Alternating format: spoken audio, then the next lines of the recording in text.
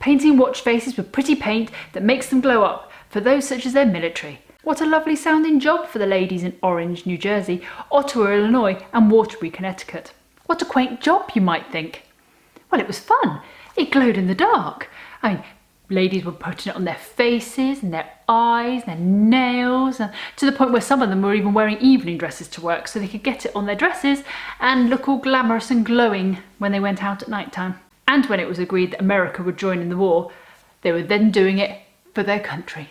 One of the main things was they were told the paint was harmless. I mean, why would you not believe your employers when they tell you that sort of thing?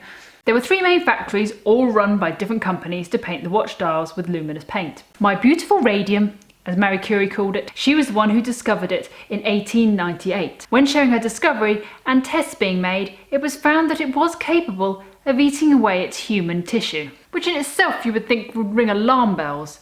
But as we know from some of the previous videos I've done, people didn't always think like that. They tended to just get on with it if it suited them. Who cares if the lovely glowing stuff could kill you? People went to radium spas, drank radium water. It was a treatment for those who had money, as it was at the time the most expensive product in the world. Now you're going to have to excuse my pronunciation here. Dr. Sabine Arnold van Soshocky discovered the way to make radium a paint. Branded undark, these luminous paints were made with powdered radium, gum arabic and water mixed together. Those in the know, the bosses, the chemists, the scientists, they all knew what was going on and they avoided the product, to the point where they even had LED screens when they were dealing with it. They let the ladies mix it and paint it. Now one of the most frustrating things for the ladies were painting were the brushes. They lost their point very quickly, and doing fine little lettering on the numbers and round the dials was not ideal. So instead of rags and water, because that wasted product and wasted time, the ladies were encouraged to lick to point. Lick, dip, paint. None the wiser that eventually what was going in their mouths may make them very ill. It did take a bit of time, but by 1925 many women began suffering from side effects and death. Although this was all brushed under the carpet by professionals, dentists and doctors were encouraged to diagnose other causes, such as syphilis, which was a notorious sexually transmitted disease around at the time. And if they were told the ladies had that, they would lose their credibility. The company's chief chemist, Dr. Lehman, even died of radiation poisoning during the time. Symptoms like necrosis of the jaw, now known as radium jaw, extreme anemia and bone fractures of all kinds. Because the body can mistake radium for calcium, it soaks it into the bones, so literally the radium would be eating you from the inside out. One story I read was of May Keane. Now she was one of the last Radium Girls to die. She also didn't spend very long working there. She didn't like the job and she didn't like the taste. Every time she took it into her mouth, she said it just tasted gritty. Now the factory didn't like her work either, so she was given the option to leave. Little did she know that giving her this option probably saved her life. She wasn't working there for very long, which means the side effects were probably not as bad as some. She did have some symptoms though. She had problems with all her teeth and she had 2 lots of cancer, but there was never any proof to say that that was caused by her working there. She managed to live to the ripe old age of 107 as well. Now, excuse the pronunciation again. Molly Magia, spelt M-A-G-G-I-A. She had tooth issues. She went to the dentist. One tooth after another were pulled and no gaps were healing. The dentist also found an abscess on her jaw that they decided to remove. When in operation, the dentist got to the jawbone.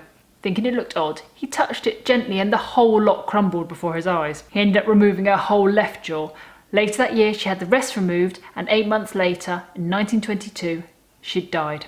The tumour had choked her in her bed. Many would start with tooth issues, whether they went to the dentist would end up taking the teeth out, the holes wouldn't heal, they'd end up with agony, pain, ulcers, down to the jaw. Oh, just horrible. Their jawbones would just disintegrate and tumours would grow. Oh, now a group of 5 women got together and decided to try and sue the company.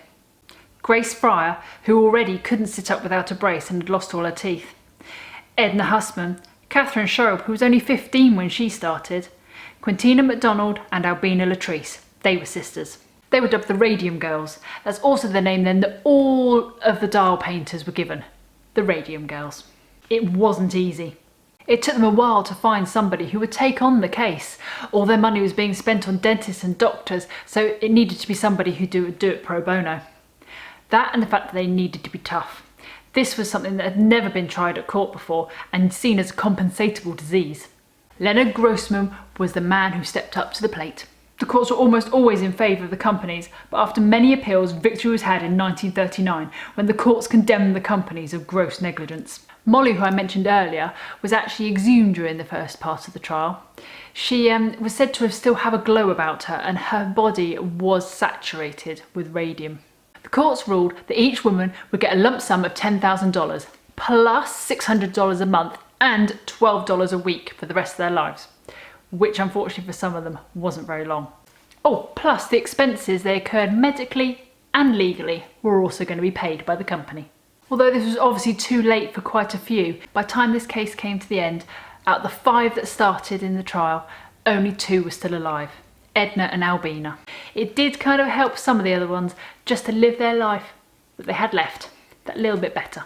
And this was also the start of many labour safety standards that were established straight after this. Now 100 years on, people say if you were to visit the graves of any of the Radium Girls with a Geiger counter, it would still read positive. One lady did just this, and she states that she got nothing, but who knows? All we know is that the Radium Girls, although they did not survive the ordeal, they paved their way for so much more and helped future generations in the workplace and the safety measures of radium.